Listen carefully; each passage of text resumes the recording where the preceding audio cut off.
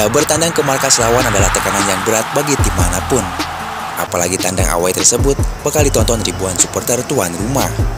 Ya, itulah yang akan dirasakan oleh timnas Vietnam ketika bertamu ke Stadion GBK nanti.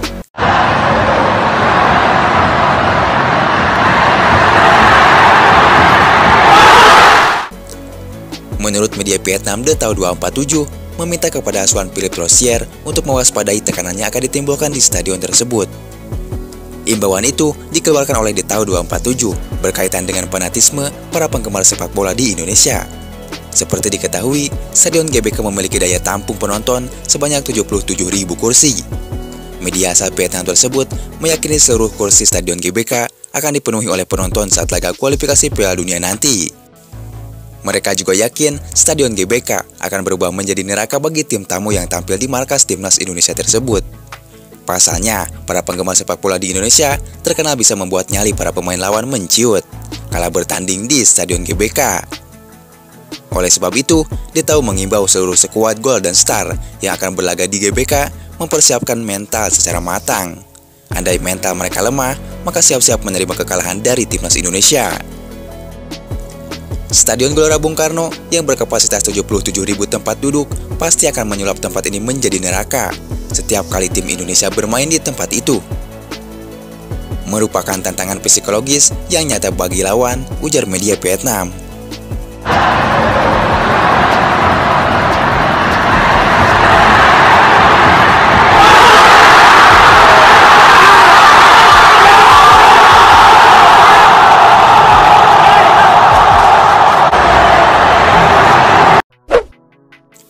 Ya, sementara itu, pengamat Vietnam angkat bicara soal jelang laga tersebut.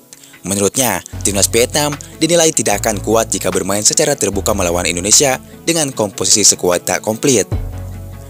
Maka dari itu, pengamat sepak bola Vietnam Quang Huy meminta timnasnya agar bermain bertahan, menerapkan gaya parkir bus, dan hanya memanfaatkan peluang serangan balik.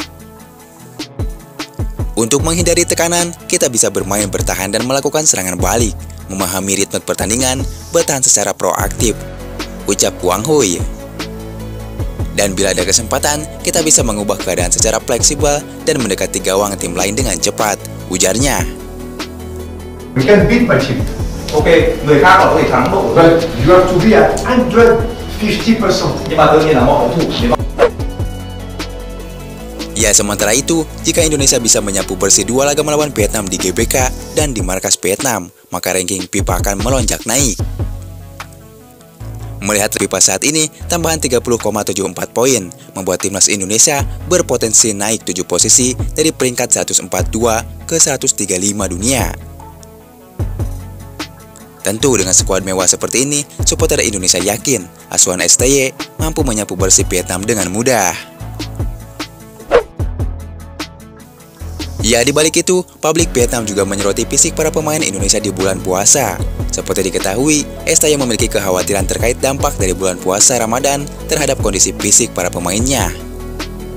Ramadan, sebuah bulan puasa yang dijalankan umat muslim, diperkirakan akan berlangsung dari 11 Maret hingga 9 April. Karena latihan dan pertandingan kualifikasi Piala Dunia akan berlangsung selama bulan puasa, ada kekhawatiran bahwa kondisi fisik pemain akan terganggu. Ya, fans Vietnam tersebut menyoroti bagaimana Ramadan dapat mempengaruhi kesiapan dan performa atlet, terutama dalam konteks pertandingan sepak bola yang membutuhkan kondisi fisik yang prima. Menurut publik Vietnam, asuhan Philippe sedikit diuntungkan karena pertandingan melawan Indonesia dilakukan pada bulan Ramadan.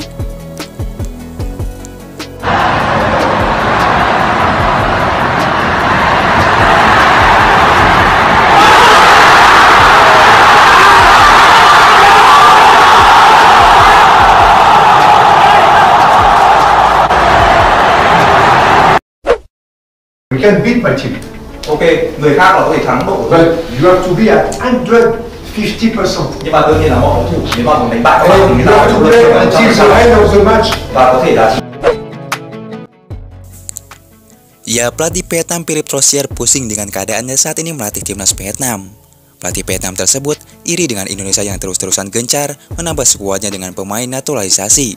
Bahkan Sintayong sampai belusukan ke Belanda untuk mencari pemain keturunan top Eropa.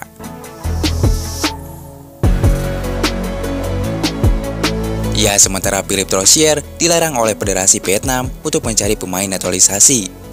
Asa timnas Vietnam memiliki pemain naturalisasi terganjal idealisme Presiden Federasi. Tan Quoc tak ingin identitas timnas Vietnam tergerus. Ya, tentu saja teka-teki soal timnas Vietnam memiliki pemain naturalisasi hingga keturunan gagal sudah. Federasi Vietnam tak mau seperti negara-negara lain yang gencar dengan naturalisasi dan pemain keturunan. Federasi Vietnam ingin fokus menggunakan pemain lokal. Hal ini tentu membuat Philippe Troussier pusing bukan main. Người khác là có thể thắng đội của tôi. But you have to be at 150%. Nhưng mà Selain dituntut untuk menang, Troussier juga dituntut untuk menggunakan pemain lokal. Padahal Troussier sudah menyuruh stafnya untuk mencari pemain keturunan di seluruh Eropa. Sayangnya, Presiden Federasi Vietnam punya pandangan berbeda terhadap naturalisasi yang bertentangan dengan idealismenya. PFF menegaskan tujuan membangun tim nasional adalah memiliki identitas, dan identitas ini mencakup faktor seperti budaya, bahasa, dan lainnya. Ya, dibalik itu Philippe Troussier yang pusing dengan idealisme PFF, namun Sintayong justru gencar belusukan di negeri kincir angin. Pelatih Sintayong dengan semangat dan tekad yang kuat, kini berada di Belanda dengan misi yang mulia mencari penyerang keturunan untuk meningkatkan kualitas timnas Indonesia. Dia telah memahami bahwa salah satu masalah utama yang dihadapi oleh timnas Indonesia terletak pada kualitas lini depan mereka.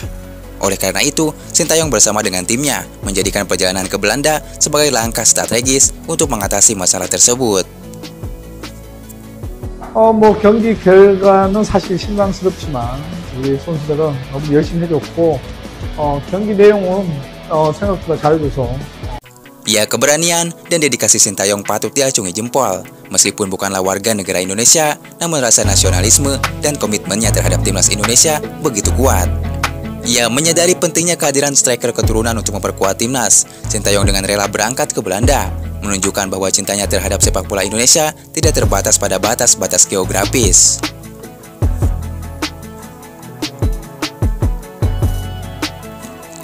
Ya, di balik itu, ada kabar baik untuk timnas Indonesia dari Sintayong di Belanda. 3 pemain keturunan grade A ini akan digoda Sintayong dan ditemui langsung. Ya, Belanda telah mengumumkan daftar pemain yang akan menjalani jeda internasional pada bulan Maret ini. Nama-nama tenar seperti Virgil van Dijk, Matthijs de Ligt, hingga Cody Gakpo kembali memperkuat skuad oranye. Sementara satu pemain keturunan Indonesia, Tijjani Reinder, yang saat ini memperkuat AC Milan, juga mendapat kesempatan memperkuat Belanda. Tijjani Reinder menjadi satu-satunya pemain keturunan Indonesia yang dipanggil memperkuat timnas Belanda. Namun ada 3 pemain keturunan Indonesia yang tidak dipanggil timnas Belanda untuk kesekian kalinya. Tentu ini menjadi lampu hijau untuk Sintayong. 3 pemain grade A itu adalah Miss Hilger, Kevin Dijk, hingga Pascal Struijk. Ya, tentu mereka 3 pemain ini sepertinya tidak bisa bersaing di tempat utama timnas Belanda. Beberapa kali mereka gagal terus untuk mendapatkan panggilan timnas Belanda. Mungkin Sintayong akan gerak cepat untuk menemui mereka.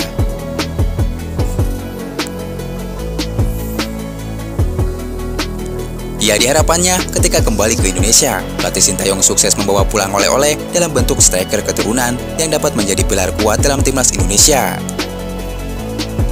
Semoga dengan kehadiran pemain tersebut, timnas Indonesia dapat mencapai prestasi gemilang dan meningkatkan kualitas permainan mereka di kancah sepak bola internasional.